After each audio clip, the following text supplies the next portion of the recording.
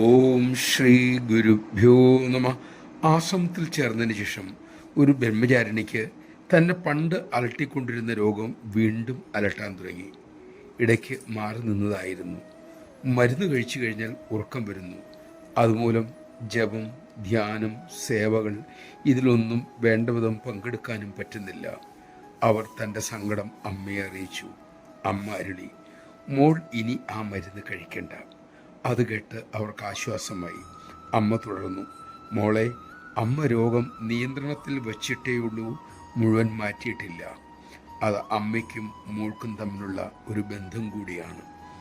അതിനുശേഷം അവർ മരുന്ന് കഴിച്ചിട്ടേയില്ല. രോഗം അവരെ ബുദ്ധിമുട്ടിച്ചിട്ടുമില്ല. നമഃശിവായ. എന്തൊക്കെയോ പ്രശ്നങ്ങൾ മൂലമാണല്ലോ നാം അമ്മയുടെ അടുത്ത് എത്തിച്ചത്. അമ്മയെയും നമ്മയും തമ്മിൽ ബന്ധിപ്പിച്ചതും അതുതന്നെയാണല്ലോ. നമ്മെ വിഷമിപ്പിക്കുന്ന ആ കാര്യം അമ്മയുടെ നിയന്ത്രണത്തിൽ ഉള്ളതുകൊണ്ടാണ് നമുക്ക് ഇന്ന് ഇങ്ങനെയൊക്കെ കഴിയാൻ പറ്റുന്നത്.